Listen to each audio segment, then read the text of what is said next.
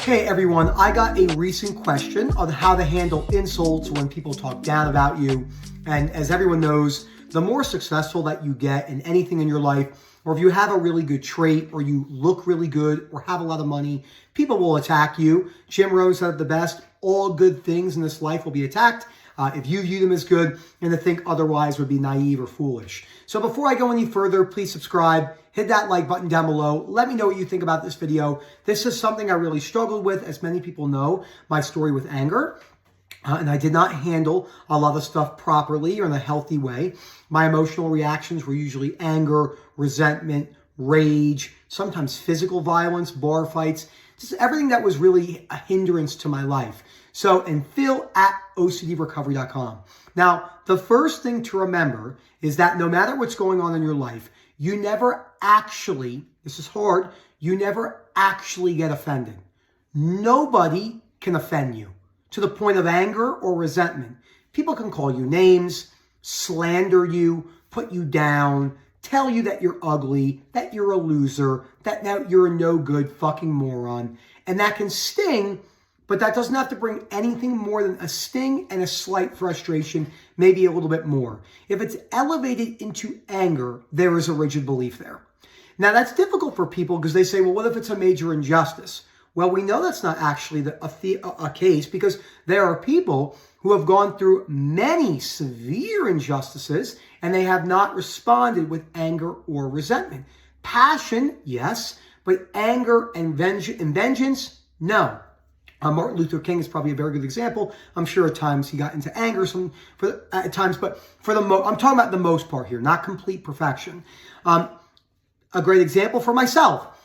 The more I've succeeded in my life, the more prominent OCD recovery has become. We are attacked. It's what happens, right? People putting in work for OCD recovery, plus it's the doubting disorder. You know, people see things, they read things on the internet, they come in, they freaking out, they leave, they come back. It's okay. I was the same way. It's difficult when you have the entire community talking just about thoughts or thoughts, which is, as I say, giving a Flintstone Band-Aid to someone who just got shot with a cannonball through their stomach and all their organs are hanging out. So we're using a Flintstone Band-Aid or a vitamin, like I said. So it doesn't really make a lot of sense, comical in many ways. But when I used to get attacked or slandered, I always felt like I had to prove people wrong. Now, I'm so much better. At times, I can slip into it. For the most part, I never need anyone to understand why I live the way I live, even if the whole world is against me, telling me I'm dumb, telling me, oh, that's compulsive, you keep too busy, or doing that. That's okay. They can think what they want. I know what I want to think and how I want to act, and that's the end of it. I never need to explain myself to anyone. Why would you get I don't have a motorcycle, and I wouldn't, because Erica doesn't want me to get one. But if Erica wasn't in the picture, I'd have an R1 motorcycle or a BMW mountain cruiser in my driveway. There's just no doubt about it. Isn't that dangerous? You seem kind of ADHD. It seems like a reckless decision. You're going to die anyway. If you die 50 years later than me, we still are both in the grave. I don't value life as much as many other people. I'm just one speck in existence. That's not reckless. That's stoic, rational, unconditional, self-life, other perspective. There are plenty of people who have a motorcycle. I saw a guy at the red light the other day who was on his Harley, and he has like a 5-year-old kid in the back. And I could just was thinking, that's so irresponsible. I could just see people, just like the amount of stuff. No, it's not. Kids roll on motorcycles, things go wrong, people crash, and they pass away. Just like people die. There was a kid in my high school that died of lung cancer, and he was very, very young. So, and he never smoked, I don't believe. So things happen in life. And you're always going to have people doubting you. And again, how I handled that was a few things. Let's get into the practical side of it. When people spoke bad about me, the first thing I had to do was learn to shut my fucking mouth, which I found extremely difficult because I was addicted to proving people wrong. And I said, after years of trial and error, not months, years. As I always say in my other videos, some people are affected by things more so than other people. Sam never really struggled with anger. And I didn't really struggle. I was depressed, and I felt depressed, but I didn't struggle with demotivation. I was extremely depressed. Outside the very beginning of like the mental hospital days, I just dealt with symptoms and built a business and was at the gym and hiking mountains more so than most people who might struggle to brush their teeth.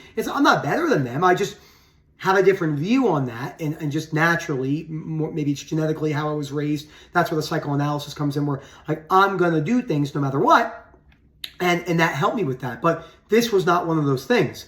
This needed a lot of trial and error. So people would talk bad about me. I'd have to wear that, not prove them wrong. If I slipped, I didn't berate myself. I'd say, hey, look, you fucked up. It's time to get back on the horse. But I didn't want to prove people wrong anymore. Even if I really felt like there was an injustice. Most injustices are not even as much of a threat to our lives as people imagine. Like if people make fun of you for maybe your skin color, or maybe people make fun of you because of your body weight image, or people make fun of you because you didn't go to college, or people call you a derogatory term. There are people out there who have all that happen to them. Maybe they have an ethnicity or a culture that gets made fun of a lot in a stereotype. They also didn't go to college. They also don't make a lot of money, and they might live in an RV in the woods. And people have been talking shit to them their whole lives. They have multiple things, and they go, yeah, that sucks. I wish my life turned out a little bit better, but I enjoy where I am, and I don't respond with that animosity. People think anger is the actual perpetuated human behavioral weakness. It's the opposite.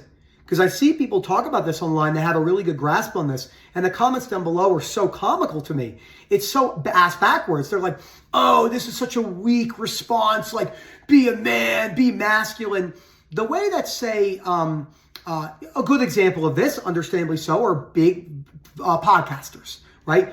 We all know who I'm probably thinking about. Screaming at each other, yelling. One of my favorite things I always say is the Piers Morgan's channel debates. Like it's like four people on a panel talking, and they're all like, ah. It's like that is a weakness in your character flaw that you can change. It was a weakness in my character flaw. It doesn't mean you're a weak person, but is a weakness in your flawed characteristic traits that can change. Behavioral traits is probably the correct way to say it, but semantics.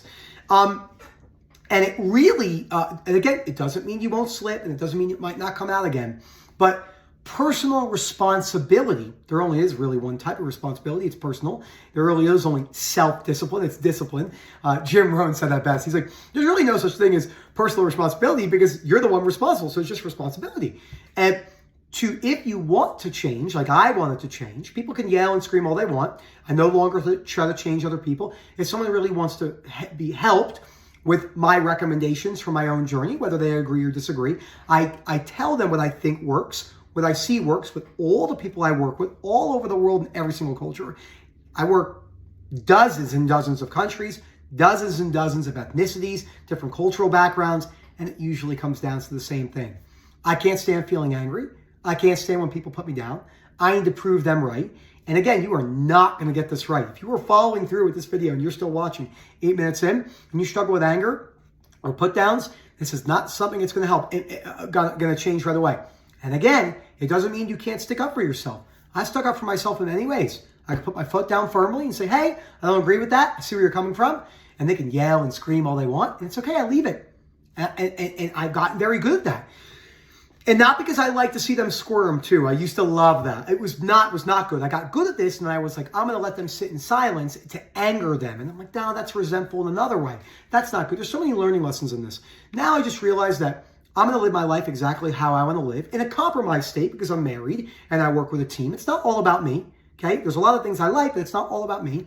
And then learn to wear that anger. That's the last thing I want to talk about. This is where most people go wrong, in my opinion, is wearing anger. Yes, allowing it to bottle up. Yes, you might yell, you might explode, you might have a fear of losing control, but then as you learn to wear that anger, you can change your beliefs and say, hey, look, I can feel frustrated because that person called me a Republican, or that person called me a Catholic, or that person called me a Muslim, and all sorts of stuff like that. All the big things, money, politics, religion, that's what usually pisses people off the most, mental health, finances, and all the hot topics.